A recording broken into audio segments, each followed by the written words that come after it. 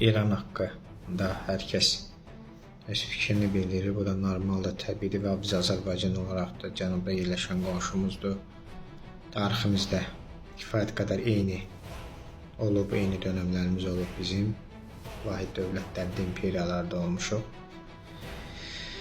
Bəziləri artıq İranı parçalayır, bəziləri deyir, yox, belə olsa yaxşıdır, mümkündür. Bəziləri deyir, əhalinin yarısı Xamneyini dəstəkləyir, bəziləri deyir, yox, Pəhləviləri çoxsa dəstəkləyir. Bizə bu, bəziləri deyir, türklər orada ayrılmaq istəyir, bəziləri deyir, yox, türklər ilə orada qalmaq istəyir. Biz bunlar hamısı hələlik hər bir fikir olaraq qalır və ciddi faktlara və reallıqlara əsaslanmır. Çünki biz nə bu tərəfə darta bilmərik, nə o tərəfə. İran çox mürəkkəb dövlət. Adi elə götürək öz tariximiz. 1990-cı ildə Azərbaycanda yanvar qırğını oldu. Hamı başladı partbiletini yandırmağa. Hamı da bu ilə deyilib bitirdik biz SSR ilə, Rusla. Amma 1991-ci ildə mart ayında biz referendum keçirdik. SSR-də qalmaq tərkibində və referendum 90 üstəgəl faiz SSR-də qalmağa səs verdi. Düzdür, o referendum təbii ki, saxtakarlıqla keçirilmişdi. Amma ən azı o saxtakarlığa xalq göz yumdu. Bir il bundan əvvəl Rus tanklarından ateşə tutulan xalq bir ildən sonra Moskvaya xidmət edən Bakıda marionet hakimiyyətini keçirdiyi o referendumu heç bir müqavimət göstərmədi. Yəni görürsünüzmü, bir il ərzində nə qədər bir fərqli yol. Burada Rus tanklarına qarşı çıxır. Rusun özünə qarşı çıxır. Bir ildən sonra isə Rusun marionet hakimiyyətinə qarşı heç bir müqavimət göstərmir və o marionet hakimiyyət rahat şəkildə referendum keçirib 90% güya Ruslar tərəfindən, elə bir il bundan əvvəl Ruslar tərəfindən qırılan Azərbaycanlıların güya Ruslarla bir yerdə olmağa səs verdiyini elan edir. Yəni, indi biz onda nə nəticə çıxarda bilərik? Azərbaycanlılar SSR-in tərkibində qalmaq istəyir, yoxsa yox? Reallıqda qalmaq istəmir. Amma görürsünüz, bir ildən sonra necə müqavimət sıfıra indirilmişdi xalqın müqaviməti. Eynən də QKÇB olayı qalib gəlsəydi, yəqin ki, biz SSR-dən çıxmayasıydıq. QKÇB olayında SSR-in dağılmasına formal olaraq, kağızda olaraq Ruslar son qoydu ilk o.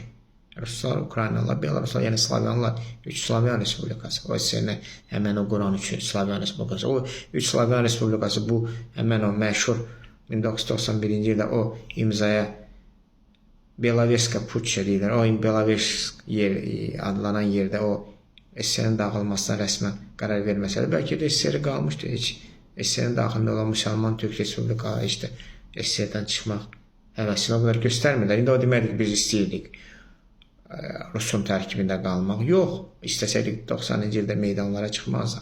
Amma görürsünüz, vəziyyət belə dəyişir. Eynən də İranda. İndi İranda Azərbaycan qışqırırlar. Bəziləri ki, bu Azərbaycan region adıdır. Onlar heç də müstəqillik demirlər. Öz regionun adıdır. Yəni, haykırırlar. Amma İranlıdırlar. İran tərkibində qalmaq istəyirlər. Bəziləri yox, onlar elə deyir, onlar müstəqil istəyirlər. Mən əminəm ki, o Azərbaycan qışqırılan, haykıranların içində müstəqil olmaq istəyənlər də var. Azərbaycanla birləşmək istəyənlər də var. İranın tərkibində qalmaq istəyənlər də əlbəttə ki, var. Özünü İranlı hesab edənlər də var. Bu biraz siyasi hadisələr necə cərəyan edəcək, ona da doğru gedəcəyik biz. Əgər İran da dağılmağa doğru getdi, o istər-istəməz o Cənubi Azərbaycan deyilən region qopacaq. Biz istəsəydik, bunu istəməsəydik. Yox, İran mərkəzləşdirmə İranada davam etsə, fərq etməz, istər bu indiki klerikal rejimin rəhbərliyi altında və yaxud sabah sekulyar bir rejimin rəhbərliyi altında fərq etməz, istər respublika olsun, istər monarxiya olsun, bu qalacaq.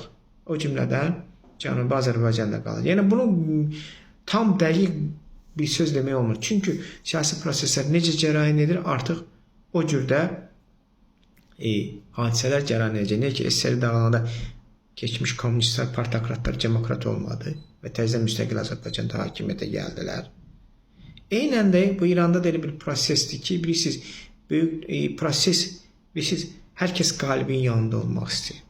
Əgər qalib sonda İranın güclü mərkəzləşdirilmiş dövlət siyasəti olacaq, eynən də türklər də onu dəstəkləyəcək. Yox, əksinə, mərkəzdən qaçma